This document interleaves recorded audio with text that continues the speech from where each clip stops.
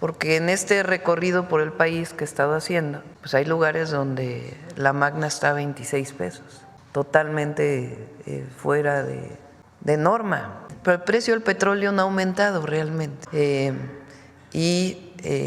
eso significa pues que el precio de la gasolina tampoco debería aumentar. De las cárceles y la privatización de servicios que se dio en el sexenio de Felipe Calderón. Detalla que las constructoras beneficiadas por estos contratos que se adjudicaron de manera directa lograron con el gobierno de Calderón contratos transeccionales por más de 2 décadas. Hola amigos del Tigre con la 4T, espero y estén teniendo un grandioso día. Hoy estamos al lunes 30 de diciembre del 2024, pues la presidenta Claudia Sheinbaum ya dio la orden para investigar algunas gasolineras, pues ya las agarraron en la movida. La presidenta Claudia Sheinbaum ordena revisar que algunas zonas han querido aumentar el precio de la gasolina sin razón aparente. También la presidenta aclaró que es falso un posible gasolinazo para el 2025 y se exhiben también a empresas constructoras que se han beneficiado con contratos millonarios en el sexenio de Felipe Calderón. Estas empresas se han beneficiado con contratos millonarios por más de 2 décadas. A continuación con el video. Por cierto, sobre el tema de los precios de la gasolina, la semana pasada le di instrucción a la Secretaría de Energía para que se sentara con todos los gasolineros, todos los que tienen estaciones de servicio, las distintas marcas, porque en este recorrido por el país que he estado haciendo, pues hay lugares donde la magna está a 26 pesos, que es totalmente fuera de norma.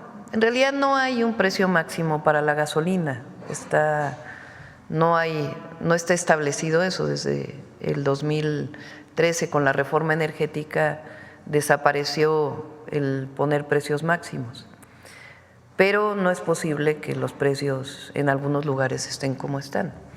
Y lo que presenta Iván pues es el precio medio, que ya incluye los que la venden en 26 pesos, que es el precio medio de todas las gasolineras. Y como ven, hay algunas gasolineras que lo están vendiendo a menos de 23 pesos, que es lo que debería ser.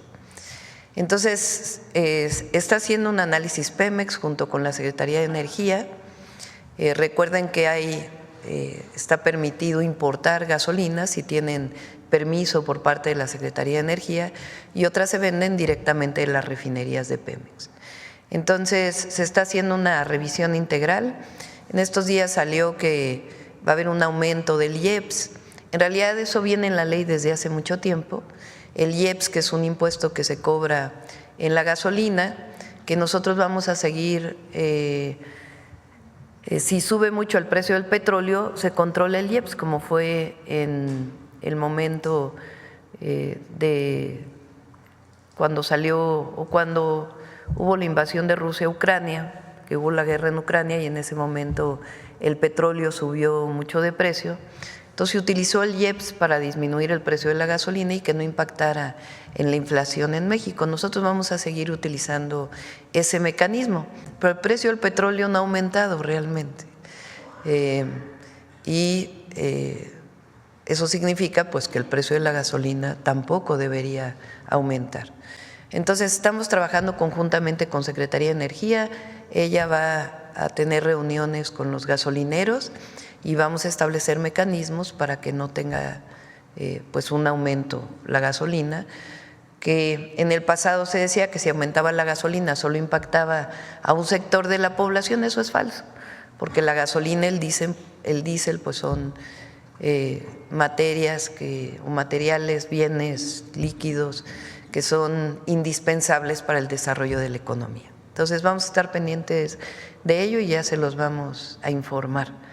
Y el aumento del IEPS no es algo que sea de ahora, sino que hay una ley desde hace mucho tiempo que establece que se aumente el IEPS, que es un porcentaje del precio de la gasolina, de acuerdo con la inflación de ese año. Entonces no es que nosotros hayamos establecido un aumento particular para ese impuesto.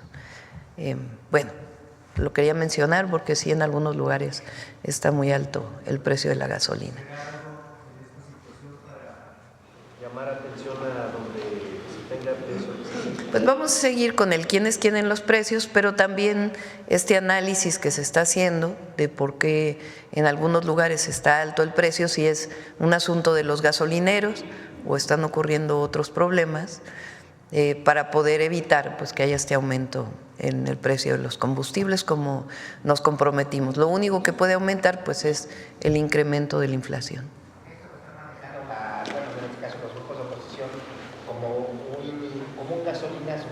Sí, pero no es falso. Eso viene desde ellos. La ley del IEPS establece que aumenta de acuerdo con la inflación del año anterior. Entonces, la inflación está cerrando más o menos en 4.3, entonces eso es lo que tiene de aumento. Es una ley que hay desde hace mucho tiempo.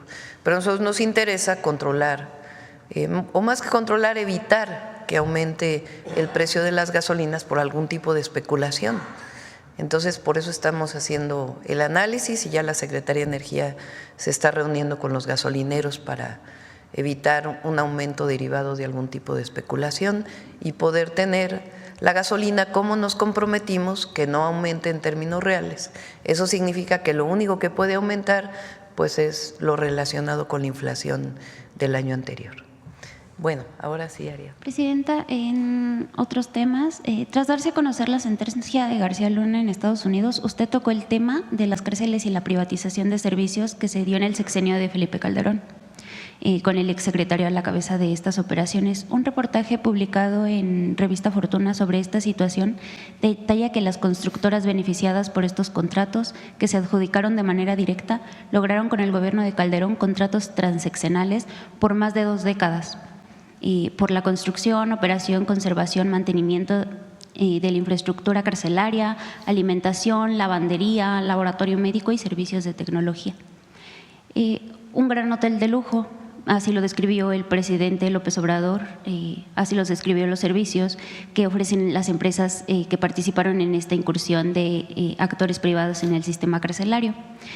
A pesar de que los supuestos lujos, se sabe que estos egresos, que son 8, adolecen de programas de reinserción. Sobre este tema, si nos pudiera detallar qué pasará con estos contratos transeccionales que hasta el gobierno pasado estuvieron intactos. Y en segundo lugar, si nos pudiera decir si se está trabajando en programas que garanticen la reinserción de la población carcelaria y cómo se están construyendo estos planes. Y en tercer lugar, ¿cómo se evitará que en esta administración suceda lo mismo con la construcción de obras estratégicas? Estos contratos continúan a la fecha, pero en el sexenio pasado, con el presidente López Obrador y la secretaria Rosa Isela en Seguridad, se hizo una disminución muy grande de los contratos. Se ahorraron cerca de 10,000 millones de pesos. Que se pagaban entonces, y eso no significó la disminución de los servicios que se prestan. Entonces vamos a hacer una nueva revisión de todas maneras de estos contratos, porque en efecto la cantidad que se erogaba por persona privada de la libertad pues era muchísimo, por eso se refirió el entonces presidente a que parecían hoteles de lujo, no porque esa fuera la condición en la que están los PPL, sino porque lo que se les pagaba era muchísimo. Nosotros ya no vamos a utilizar el esquema de las APPs como se diseñaron en su momento. Las APP son contratos público-privados, que el esquema que se diseñó es que el privado contrataba financiamiento, el capital para poder construir, y el gobierno aportaba cada mes hasta poder pagar todo. En algunos casos pues hubo corrupción, en otros casos ese financiamiento privado es muy alto, entonces daba una salida cuando no tenía recursos un municipio o un estado a poder hacer una construcción que permitiera eso. Igual se llamó obra pública financiada, que tenía también otras características, pero que pues daba una posibilidad de salida. Nosotros lo que estamos planteando es una visión distinta, que es un financiamiento mixto, parecido a como se compraron las plantas de Iberdrola por parte del presidente López Obrador, en donde hay, digamos, riesgo del privado y del público, pero también las ganancias se comparten y no todo es erogación por parte de las entidades públicas, que finalmente es recurso del pueblo. Entonces hay esquemas así que estamos diseñando para el sector energético muy transparentes, o esquemas que se utilizaron también, por ejemplo, para la construcción de carreteras o de aeropuertos. La carretera que acabamos de inaugurar en Nayarit, en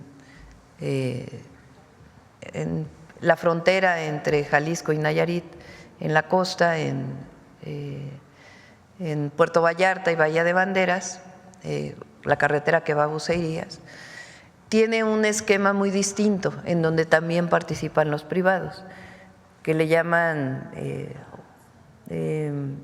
mejor le voy a pedir al secretario de Infraestructura, CMRL, en donde participan los privados, pero se comparten también las ganancias de cualquier carretera o cualquier obra que se esté haciendo, que es un esquema mucho más transparente y que permite utilizar inversiones mixtas en caso de que no haya recursos públicos para poder construir una infraestructura. Pero esa visión como la que se hizo en el pasado, en donde había sobre todo mucha corrupción, pues evidentemente ya no es parte de la Cuarta Transformación. Sobre los programas de reinserción para la población carcelaria. Le pedimos, estos centros de detención están en la Secretaría de Seguridad y Protección Ciudadana y pedimos al responsable si quieren un día que venga a platicar de todo lo que se está haciendo.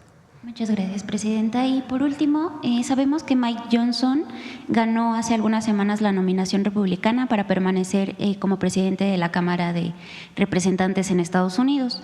Se trata de un republicano cercano al presidente electo Donald Trump que adoptó y respalda prioridades relacionadas con deportaciones masivas, recortes de impuestos, recortes de fuerza laboral federal, una imagen más fuerte de Estados Unidos en el extranjero y que mencionó antes de las elecciones la intención de derogar la ley de chips, una de las políticas industriales centrales del gobierno de Estados Unidos y claves para los estímulos que impulsan la relocalización de cadenas de suministros y de las cuales México podría beneficiarse. Aunque oficialmente no se han dado declaraciones al respecto, la derogación de la ley de chips podría formar parte de la agenda de los 100 días, presidenta, ¿y cómo podría afectar esta situación a México? A ver, las decisiones que tome Estados Unidos y su Congreso, sea el Senado o el Congreso, la Cámara Baja o Alta, como se llama, pues le corresponden a ellos. Evidentemente nosotros vamos a hacer nuestra parte para convencer de la importancia del tratado comercial. Y además ellos lo saben. El tratado comercial ha beneficiado mucho a Estados Unidos, también a México y también a Canadá. Pero el tratado comercial beneficia mucho la economía de Estados Unidos. Hay muchas inversiones en puerta, muchísimas, en Estados Unidos, en Arizona en particular, para la producción de semiconductores. La mayor parte después de la pandemia, si ustedes recuerdan, hubo un rezago muy importante en la venta de vehículos, inclusive aumentaron de precio. ¿A qué se debió este rezago en la venta de vehículos? Pues principalmente a que disminuyó enormemente la llegada de los llamados chips o semiconductores de Asia, de Taiwán y también de China. Se retrasaron muchísimo por problemas no solamente en la fabricación por la pandemia, sino en la distribución, en la llegada a los distintos lugares. Y eso evitó pues que incluso bajó mucho la venta de vehículos, que es parte del problema, digamos, que se presentó derivado de la campaña, en donde se orientó la política económica, y afortunadamente nosotros teníamos ya el tratado comercial entre los tres países, para que en vez de que se siguiera impulsando la producción en China en particular, se reorientara la producción a lo que se llamó la relocalización de las empresas, es decir, a mercados regionales en vez de en mercados globales. Entonces, Estados Unidos, ¿qué hizo? Pues promover la fabricación de semiconductores en su propio país, particularmente en Arizona. Y al mismo tiempo, México lo que planteó es que particularmente Sonora pues era una gran posibilidad para tener un vínculo con la producción de semiconductores, en donde aquí se fabricara una parte y en Estados Unidos se fabricara otra, y eso tenía un enorme potencial, no solo para los vehículos, sino para muchos otros productos que utilizan semiconductores. Hoy prácticamente todo lo electrónico utiliza semiconductores de distinto tipo, desde los microscópicos hasta los semiconductores de mayores diámetros, digamos, de mayores medidas. Entonces, sea que eliminen particularmente esta ley o no, ellos saben que se benefician pues de la producción de semiconductores en los Estados Unidos y en México.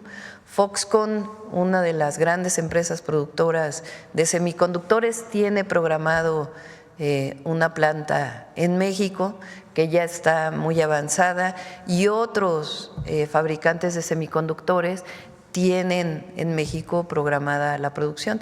Nosotros lo que queremos hacer en este programa que presenté de desarrollo nacional es tener no solamente plantas de producción de semiconductores, sino generar diseños, que ahí es donde está el amplio valor económico y el valor agregado de la producción.